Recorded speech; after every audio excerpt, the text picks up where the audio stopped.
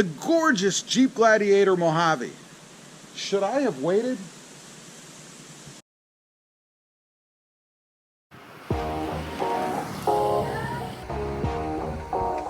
Well, good morning, everybody. How are you today? Pretty good here, and that's right. You know, the Jeep Gladiator Mojave is awesome. Recently, a subscriber on the channel, Randall, and thanks again, Randall, brought his over here so we could do a little installation, the sound deadening, and let me take a look and even drive his Jeep Gladiator Mojave. That's always the worst thing that you can do, especially for me. But then I started asking myself a question, and I was already asking, you know, should I have actually waited for the Jeep Gladiator Mojave? You know, to be honest, when I first got this truck, the Mojave wasn't available. I don't think I even knew about the Mojave, right? So it wasn't really even an option. But of course, Jeep had to go ahead and come out with this awesome new trim level, this awesome new truck, the Jeep Gladiator Mojave. And I love the appointments on it. I love the way that it looks. And that's probably key for me because honestly, after driving it, other than a slightly softer ride, I think, there's really not a big difference from that respect to the Jeep Gladiator Sport that I have, which, by the way, a lot of people say arguably the best trim level to get in the Gladiator is the Sport S. You'll have to decide based on your own needs. But getting back to the Jeep Gladiator Mojave, you know, it's got a lot of cool stuff on it. I mean, first of all, it's got that slotted hood, you know, got some slots here in the front. It's a little bit different. Of course, it's got the Mojave lettering down the side.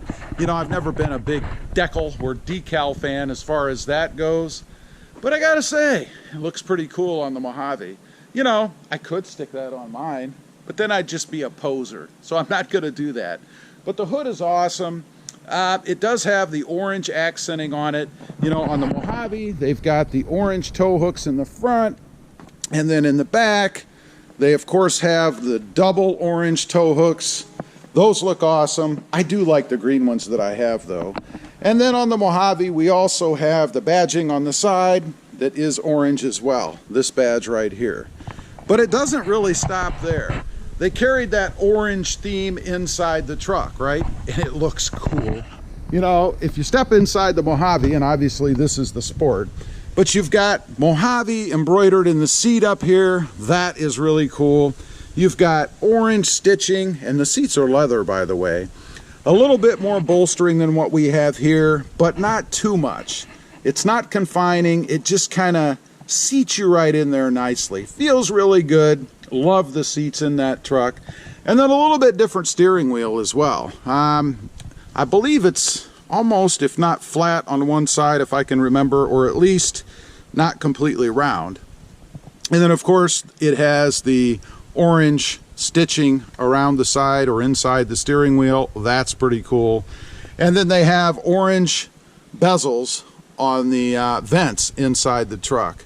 That is pretty awesome as well. Now, the Mojave, I believe, comes with, I think it's a 1-inch lift from the factory. So it is going to be a little bit higher. And then the one that Randall brought over, his actually has the same tires that I have on mine. These are Falcon Wild Peaks. And he also has different wheels. His wheels are blacked out. They look awesome on the Mojave too.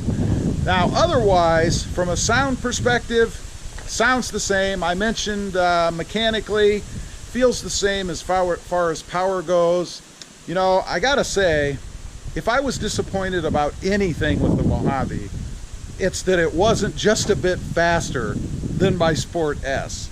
You know, it's supposed to be a desert runner, right? You get out there in the desert in the sand and you run 100 miles an hour, just kind of skimming across those peaks and valleys. But I didn't really notice that. Not a bad thing for me, because that to me means that I'm at least equivalent to the Mojave as far as the power goes. That makes me happy. Speaking of power, did you hear about the new 392 Jeep that was just announced? I think it was yesterday morning. Pretty cool. Hopefully we're going to have a 392 inside the Jeep Gladiator. We shall see. I think the 0 to 60 time in that truck was, I think, 4.5 seconds or somewhere right around there. That would be awesome. So back to the question at hand. should I have waited for the Jeep Mojave? And even further, would I trade my 2020? It's like brand new, doesn't even have, I don't think it has 5,000 miles on it. But would I trade my 2020 Jeep Gladiator Sport S off on a Jeep Gladiator Mojave? You know, I thought about that. Pricing on this, I think, was out the door, something like 42,000, something like that. And I know Mojave can be had out the door for somewhere around 54,000. So, you know, we're talking about $12,000 in difference. So the question I have to ask myself is it worth it to drop $12,000? And it would even be more, because let's be honest, there's going to be tax. Most likely I'm not going to get what I paid for this Jeep out of it. I mean, it did depreciate. It is going to be worth less than the 42,000 or so that I paid for it.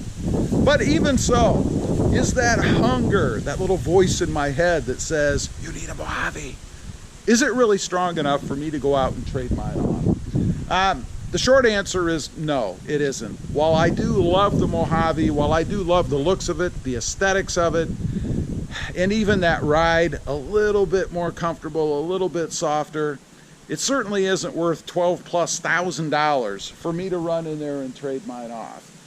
But, here's the but. You know, Jeep is wedging bigger and bigger motors in the Jeep Gladiator, right? I mean, we have the 392 coming. There's a Hellcat version out there. Who knows what else they'll come out with? Maybe the double Hellcat. I don't know. That might be enough to sway me, to be honest. Now, am I going to pay $100,000 for a Jeep?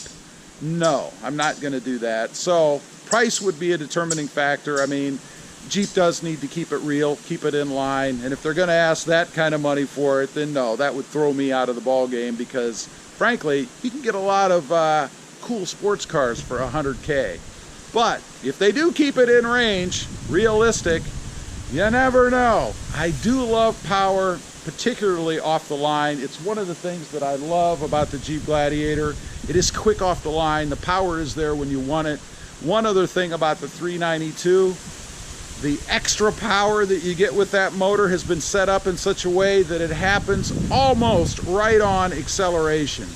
In other words, you don't have to be red to experience that power. It's available from the get-go, which means it is going to be really, really fast off the line. Love that.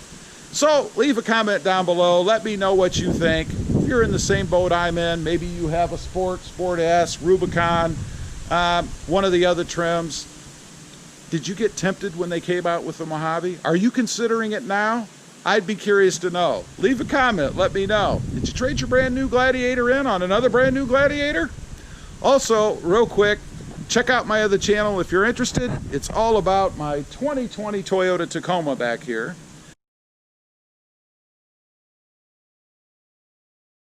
Don't forget to click that notification bell so that you don't miss out on any upcoming videos. And do me a favor, smash that subscribe button on the way out. Thanks for watching. Stay safe out there. Bye.